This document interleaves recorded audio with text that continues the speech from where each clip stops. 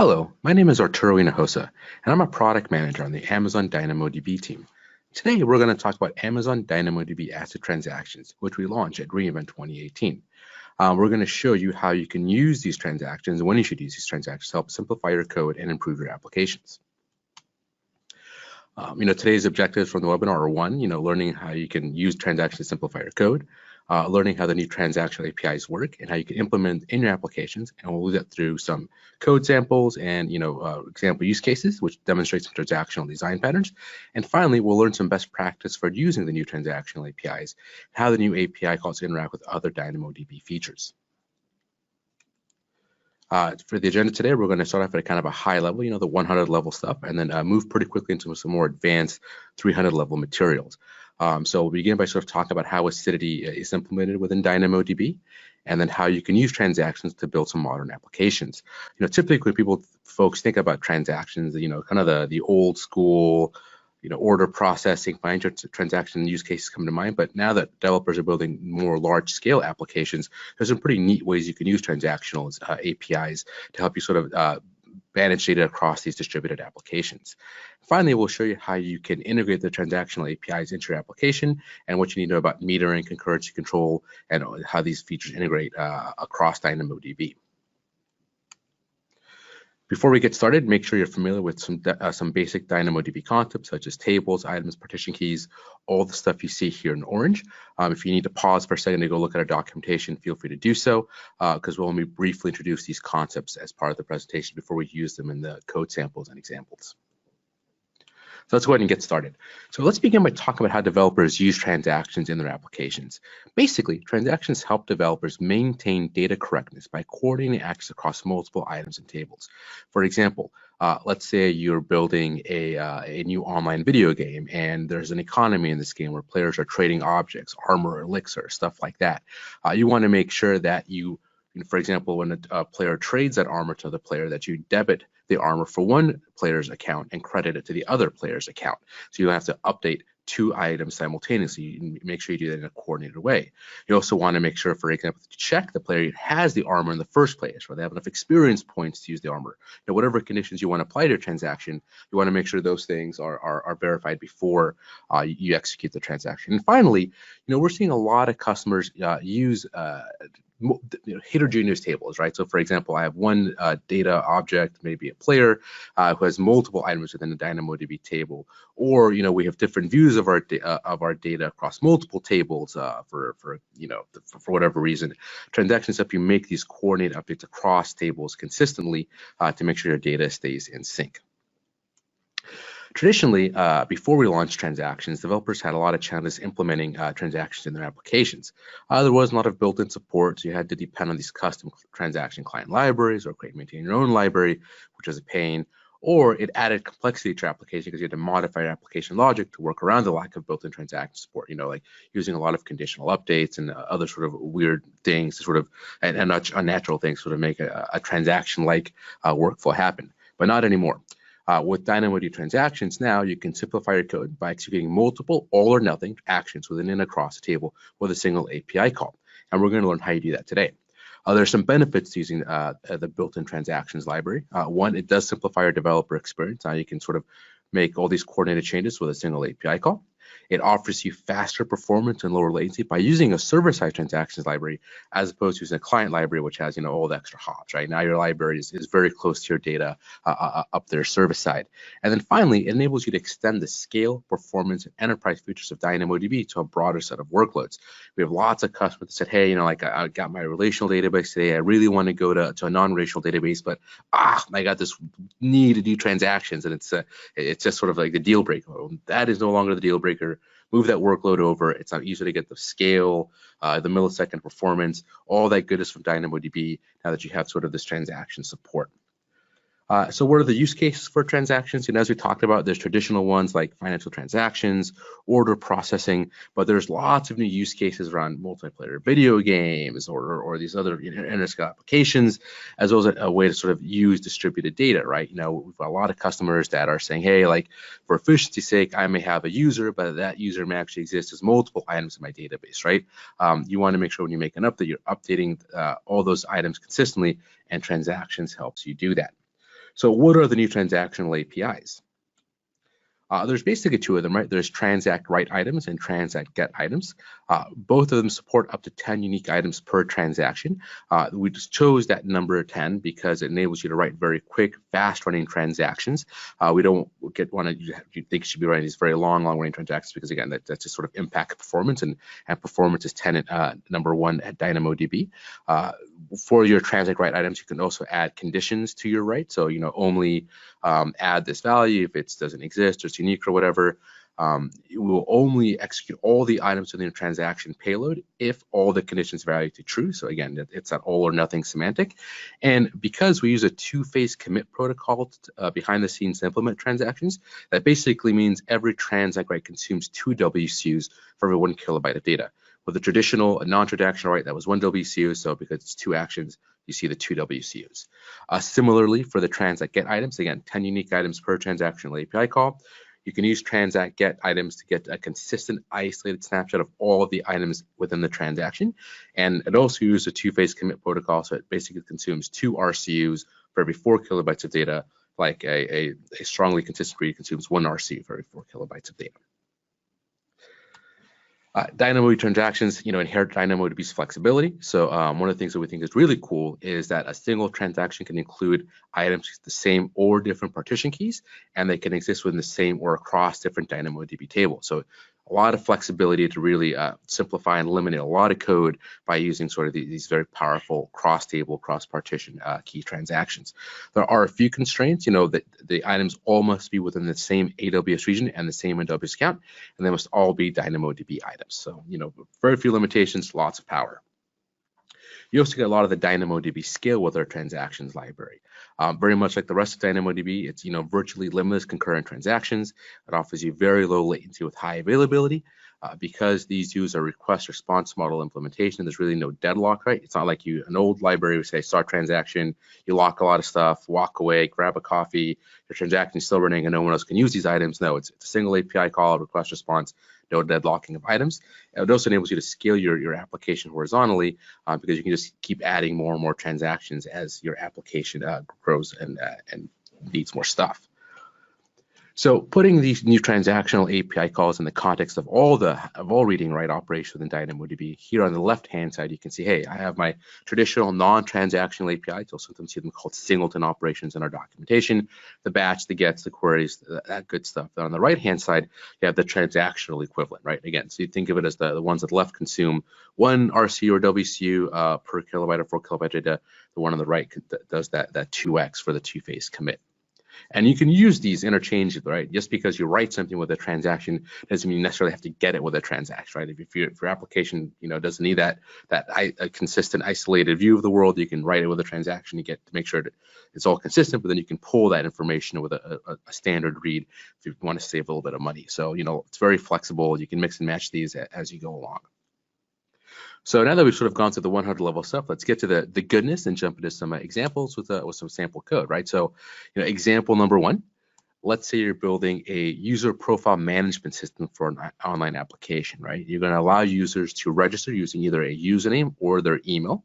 The username is the default, but they can often set that email address as the username or as their identifier. You want to make sure that no two users choose the same username or email, right? Otherwise you wouldn't know who's logging in.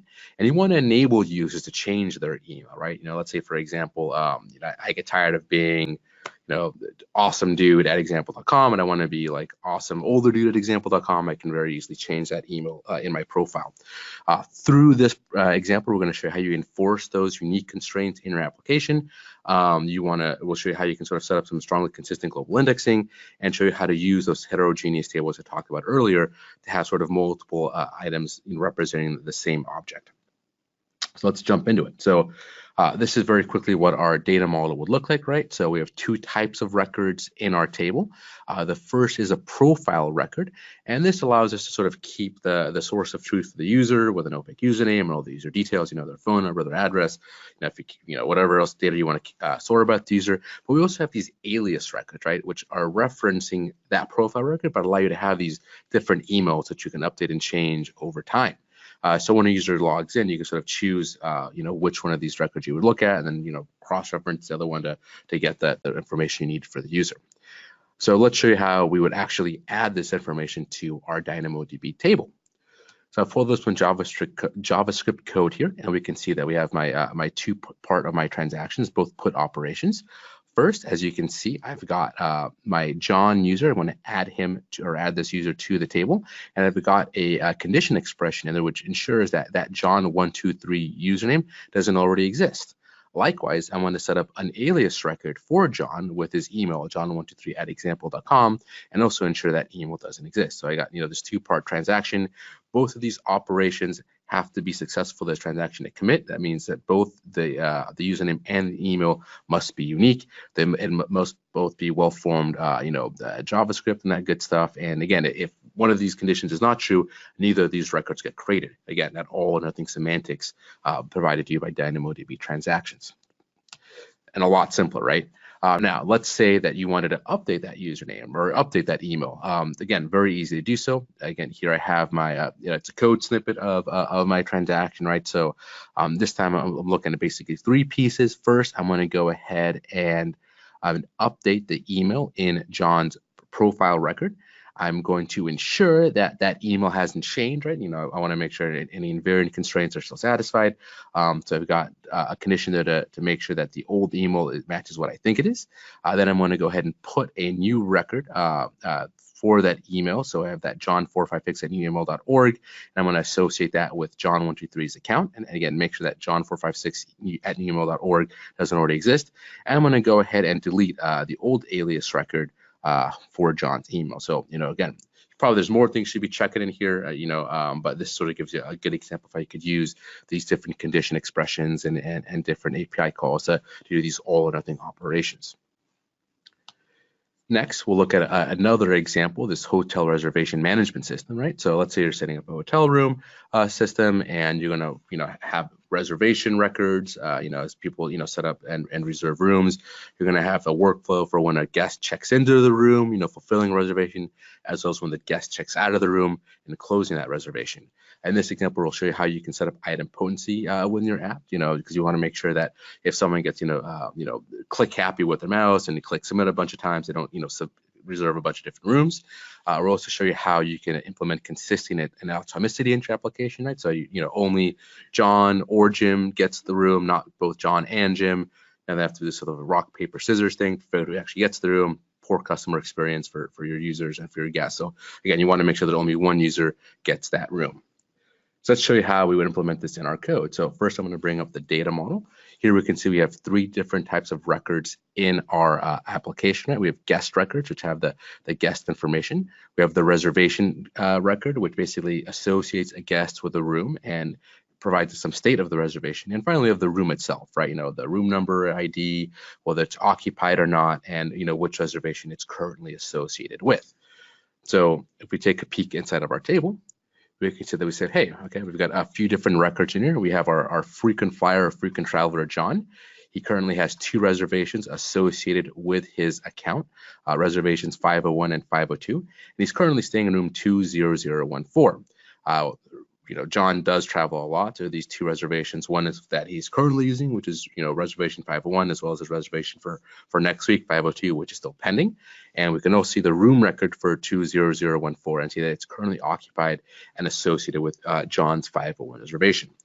Let's show you how we would actually manage that check-in and check-out process for John to ensure, we maintain data integrity in our table. So let's go ahead and create the reservation. We're going to show you how we made this reservation item potent, or implement with item potency. We're going to use and generate a unique reservation ID. That's going to be our intent identifier, which we use to sort of drive the item potency. And then we're going to go ahead and create a transact write item API request with the following operations. First, a conditional put for the new reservation, and that condition being that the reservation ID is unique. And then that's how we're going to drive that item potency. And then we're also going to go ahead and update the guest reservation set for John within this record to add that new reservation and associate all the room and the reservation with John to make sure it's all nice and atomic and pretty neat. And again, item potency here is important because you want to make sure that again, if John clicks submit too many times, he doesn't book too many rooms. So let's first look at the check-in process, right? So when we start, we have here John's table record. He's got reservation 501, which is pending. He hasn't checked in yet, so he's not occupying any rooms. Reservation 501 is for guest ID John. It's still in a status of pending because John has not checked in yet, and there's no room yet, right? Because he hasn't checked in. And the room we will assign to John, 20014, is set to a state of free and has not been rented yet. So now when John checks in, through the magic of PowerPoint, we can see, boom, we've updated these items with a single transaction. Again, all this is done in a single all or nothing way. First, we've gone ahead and updated the rooms set within the John record with the 20014 rooms. So now we know that that's where John is staying. We've updated the reservation record to show it as being fulfilled and fulfilled by room 20014. And then finally, we've updated room 20014 to show that it is now occupied and associated with the reservation 501. We have all these nice sort of references across these records. We've updated them all concurrently with the transaction, and then we ensured that the room isn't going to be given to another guest, that John is only given one room, and that the reservation tying all of these things together is updated correctly with the right information. Now, when it comes time for John to check out, again, we're going to go ahead and this is our current state of the world, right, with all the information we just talked about previously. But with this transaction, we're going to go ahead and disassociate John with room 20014.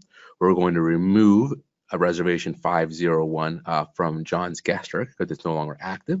We're going to close that reservation in our system. We're going to keep it though because we want to make sure we can look it up later if we need to, for example, help John retrieve his hotel bill or dispute a charge or whatever. We want to make sure there's a record of that within our system. And then finally, we're going to reallocate room 20014 with a state of free to make sure it can be rented to another guest. And in reality, we should probably put it to state of to be clean, right? We run a classy establishment here. We want to make sure the next guest gets a clean room and housekeeping can do its thing. So, but for this case, we keep it simple and we'll just go ahead and mark the room back as free. So let's look at one last final example here. So let's say you're making a social media website and you're on the social media website, you're enabling users to share, these short-lived posts with their friends of their awesome dinner or their amazing, jet skiing adventure on their vacation. And you want to make sure that, that it's really fun and engaging to use, right? So one, what are the requirements for your social media site? One, that the posts are shared efficiently and you're managing media efficiently. Two, that your posts can support multiple attachments, right? All the courses to your dinner, all the awesome selfies you took. And you also want to make sure that as your media is no longer needed, right? If, for example, the post expires and no other posts are sharing this video or photo, that you are deleting that media efficiently because, again, it helps you save a little bit of money on infrastructure costs. So as part of this demonstration, we're going to show you how to manage that external resource metadata and lifecycle efficiently using TTL and DynamoDB streams. And we'll also show you how to set up a counter using transactions to help you keep track of how many posts actually reference that particular media object. So let's take a look at our data model here really quickly. First, we have the attachment item, which has that reference to the S3 object with the media itself. We're going to have a counter, a ref count on the attachment, which keeps track of how many posts refer to this particular piece of media. And then finally, we're also going to set a TTL on this attachment, which helps us delete the media when it's no longer needed by any posts. And of course, you have the post item itself, which has a unique ID. You want to make sure no two posts have the same post ID, and the post keeps track of all the different attachments which are associated with a particular post. Now, what are the invariants for your transactions and your application here? First, that we have your ref count, which has to be an accurate number of how many posts refer to this particular media attachment. We're also going to want to make sure that the ref counter, if it's greater than 0, refers to your S3 refers to a valid S3 object. And then finally, that a TTL set if and only if the ref count's equal to 0. You would want to delete a media post if it's still being used by any other post. So let's walk through how this transaction will work. First, we're going to generate a unique S3 object name. Then we're going to create an attachment record in DynamoDB with a ref count equal to 0, because again, you've created the media, but it's not being referred to by any post yet. And we're going to set a TTL of 24 hours, so that media is deleted if it's not used for any posts within the first 24 hours. Next, we're going to go ahead and upload the object to S3, and then we're going to create our transaction, right? And in this transaction, we're going to do a few different things. First, we're going to check that the attachment is not already referenced by the post. We don't want to duplicate work. Second, we're going to increase the ref count by 1 because there's now one new post that's referring to this media object, and we're going to remove the TTL from the media object because now it's actually being used by a post. And then finally, we're going to add that attachment reference to the post item itself in one single atomic operation. Now, let's say, for example, it's been a year, you get one of those reminders that, hey, remember that awesome dinner from last year? Don't you want to share this with all your friends? You can do that. We're going to go ahead and clone that attachment reference using transactions. So first, we're going to go ahead and create a new TransactWrite item request. We're going to make sure that, again, the attachment is not already referenced by this new post, so not duplicate work. We're going to increase the ref count by 1 and remove the TTL from the ref or from the attachment object to make sure that stays being used by one more post. And we're going to go ahead and attach that reference to the new post that looks back at your awesome dinner from last year. Now, let's say that it's great, but it's been a year and you're no longer sharing these posts. You deleted these posts. It was a picture with your friend you don't like anymore. For whatever reason, you're going to go ahead and delete these posts, right? So we're going to go ahead and say, okay, cool, that's okay. I'm going to update my my data model or my data, my tables to reflect that these posts no longer exist. So we're going to go ahead and delete the post after the reference dropped to 0. We're going to use AWS Lambda to monitor the streams record for all the posts that have been deleted by TTL, and go ahead and use Lambda to delete the object from S3 to recoup some storage cost. And that's pretty much it. So that's how you would delete these expired media objects using streams, Lambda, TTL to help you recoup some of your storage cost. That's it for the examples. Let's go ahead and talk about how you would integrate DynamoDB transactions into your application. So, a few things to go ahead and keep in mind, right? So one, DynamoDB transactions does use optimistic concurrency, so no deadlocks possible. It's super low latency. This is optimized for scale. The only things you're responsible for are make sure that you design your applications for scaling out as well. And you want to do things like design and avoid hotkeys, right? And make sure you have a good key distribution. You also want to make sure you avoid unnecessary conflicts within your application, right? Yes, DynamoDB transactions can handle these sorts of things, but it's generally bad application design if you have a lot of transaction conflicts. Usually you want to be doing things like, hey, redesign your application to make sure there's just less conflicts, right? Hurts your performance a little bit. Now, when your transactions aren't successful, there's a few reasons that could be happening.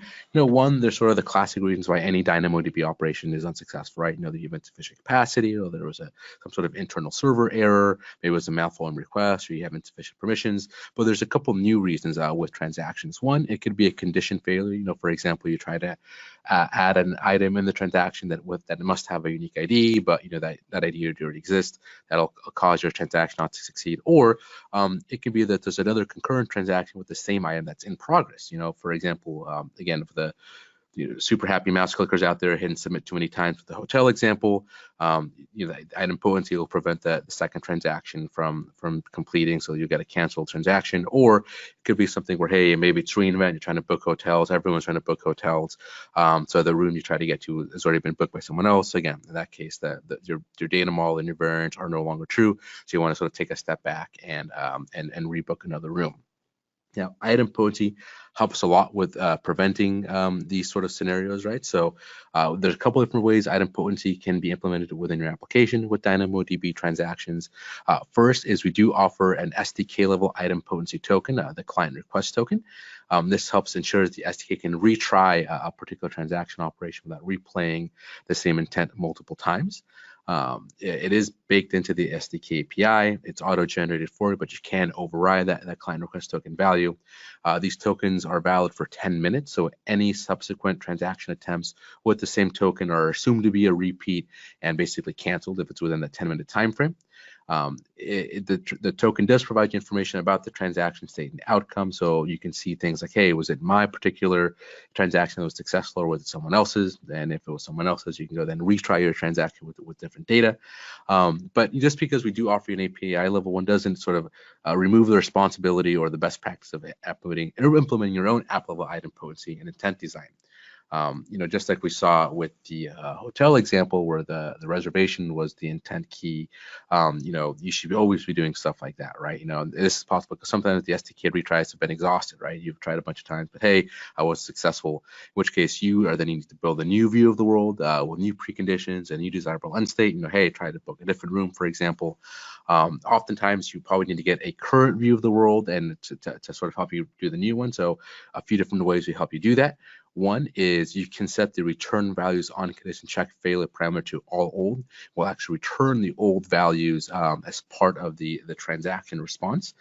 You can also use the transaction get items to get an isolated, consistent view of the state of the world using that transactional API read, or you can sort of piecemeal it together using eventually consistent reads, to sort of figure out, hey, if I don't need to have a completely isolated view, this gives me another way with a little less cost. Now, DynamoDB transactions in terms of integration of other features, it's just general rule of thumb, right? You will only ever see committed state data, but it may not be isolated. So, for example, with streams, we will only ever publish the committed writes to the stream records, but because streams are sharded, you may not get them in a transactionally consistent ordering if you read in the stream. Likewise, with PITR and the global secondary indexes, right? We only will sometimes push, or with PITR, you will only sort of get a point in time which you may see a partially committed transaction. You can always sort of roll forward, roll back to see more of the transaction commit, but they're not published to the backup record atomically. Likewise, with the global secondary index, you may see partially committed transactions copied over to the index. Eventually, everything gets there, right? But it's not like it's one atomic write and replicate to the index. Likewise with the global tables, they also use streams to replicate data between regions. So only committed data is replicated, but you may see a partially completed transaction in the other regions. This is why transactional APIs actually are disabled by global tables by default, but we can enable those for you if you open a ticket with our support team. And then finally, something new from reInvent is transactional API calls are actually now supported in DynamoDB local.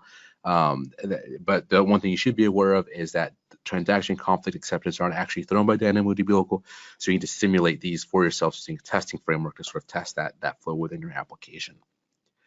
In terms of access control and integration with IAM, very similar to standard DynamoDB API operations, right? You just need to have permissions for the underlying update, put item, delete, item request. The only new thing you need to worry about is permissions for the condition check. That is the only new sort of permission you need to provision as part of transactions. There are no separate permissions for the new top level APIs. And then, as we talked about earlier, in terms of metering, transaction does use a two-phase commit protocol. So there's one read write to prepare the transaction, and then another read write to commit the transaction. As a result, you basically consume two RCUs and two WCUs for every equivalent action. So, one RCU for 1 kilobyte of data with a traditional, strongly consistent read. So they use two RCUs for the transactional read. Likewise, one WCU for every kilobyte of data with a normal write with a transaction. That's two WCUs, for that transact, right? And again, it adds up for all of the items in your transaction. So that's pretty much it. Thank you very much for attending the webinar today. Lots more code samples and information are available on our website. If you have any questions, please feel free to reach out to us through the AWS forums or follow us on Twitter at dynamodb.com or at DynamoDB. We publish lots of information about launches and blog posts and other really cool stuff, success stories, and it's a great way to engage with our team. With that, we'll answer any questions.